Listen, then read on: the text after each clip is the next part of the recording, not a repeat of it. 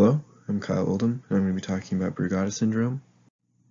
So first, a brief overview of what it is. It is a genetic disorder that causes irregular heartbeat and can cause sudden death from cardiac arrest around age 40. It can be stored in one of many genes in the human DNA, and it can be passed by both males and females. However, it typically affects males earlier in life. So now what Brugada syndrome actually does, it only has two symptoms. First is asthma, and the asthma doesn't always actually afflict the carrier. It's very rare, but it can happen. What will always happen is arrhythmia, which causes irregular heartbeat. As it shows here in the picture, this right here is an irregular heartbeat.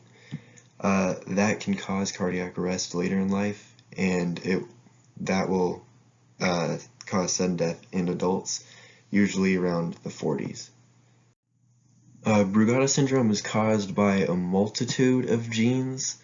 There are 16 in total, but the most common is the SCN5A. The thing about it is that's a very common mutation. Everybody who has the mutation has a chance to get it, but not everyone will. It's only about a 30% chance. It's very unpredictable in who can and will actually get the disease. Compared to a lot of other genetic disorders, it's relatively common. About every 1 in 2,000 people will actually have Brugada syndrome. The difficulty with actually counting that, though, is because there's so little way of actually knowing if you have it until sudden death occurs. It's very difficult to get an accurate count, so the number could be higher, but we would have no way of knowing without everyone getting tested for it. Brugada syndrome's death rate is very high compared to a lot of disorders and diseases. Fortunately enough, it's a heart issue, which, although has high death rates, can often be resolved, and people can be brought back to life from them with tools like defibrillators. So although it has a 90% death rate, most of those people can actually be brought back. Not all, but most. There are two treatments for Brugada syndrome. One is a prescription and one is a machine. The prescription is quinidine, which can slow and regulate heartbeats and heart rates to make them go at a more normal pace. And then the machine is an implantable defibrillator called an ICD. It goes through a vein in your collarbone into your heart, and it can control your heart better and keep it from being as irregular and having another cardiac arrest. And technically it is curable, but it would have to be through genetic modification because it is a genetic disorder. However, because of ethics issues, we haven't really done that cure yet, but it is in theory possible. There is only one way to actually be able to detect it early. It can't just be measured by holding your fingers to your neck to measure the heartbeat. The only real way to do it is through a 12-lead electrocardiogram, because it will show the way that the heart is beating. You can't tell through fingers. A lot of people will have those kinds of tests, and it just won't mean anything until they actually get the electrocardiogram, in which case they can tell and get treatments early. But since most people don't go out of their way to get one or end up in a situation where they need one, they aren't going to get this treatment, and they won't know. Now here's my video. Hopefully it can clear up some of the more scientific questions that you might have and clarify some things that I may not have explained perfectly.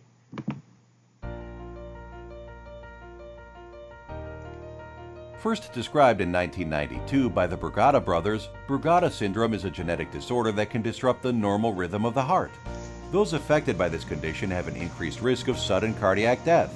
It is a much underdiagnosed condition, as most of the people who have Brugada syndrome are unaware of it due to lack of any symptoms. The normal heart has 4 chambers. The upper chambers are known as the atria, and the 2 lower chambers are known as the ventricles. Electrical impulses cause the heart to beat. The conduction of electric signals is made possible by special molecules called ion channels, which govern the movement of the positively and negatively charged particles. In Brugada syndrome, these ion channels do not function properly. The electrical impulses between the ventricles become uncoordinated.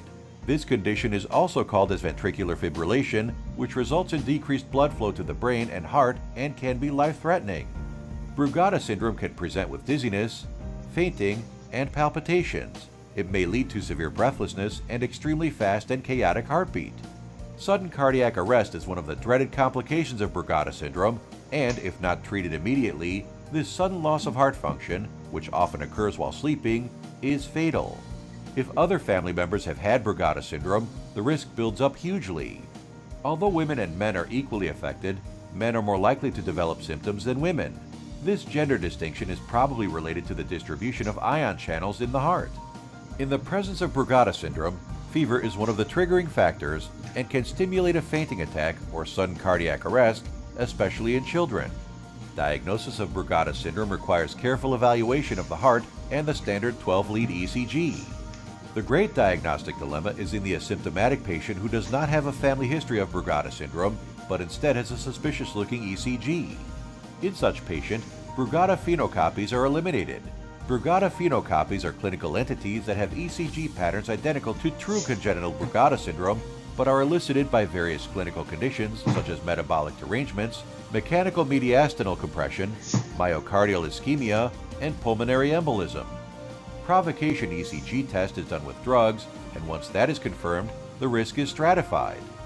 If the ECG confirm abnormal pattern, electrophysiologic test is suggested, in which a catheter is threaded through a vein in the groin to the heart. Electrodes are then passed through the catheter to map out any irregular heartbeats. The first line of treatment, suitable for all the patients regardless of the risk of arrhythmias, is lifestyle advice. An implantable medical device, called an ICD, or implantable cardioverter defibrillator, is the main treatment. This device continuously monitors the rhythm of the heart and also delivers calculated electrical shocks to the heart to control abnormal heartbeats. Long-term follow-up of Brugada syndrome patients confirms the clinical efficacy of ICD devices. Certain drugs that counteract the iconic current imbalance in Brugada syndrome could be used to treat it. These drugs prevent the heart from going into its potentially dangerous rhythm. For more information about list of expert doctors, hospitals, and ongoing clinical trials, please visit www.expertdocs.com.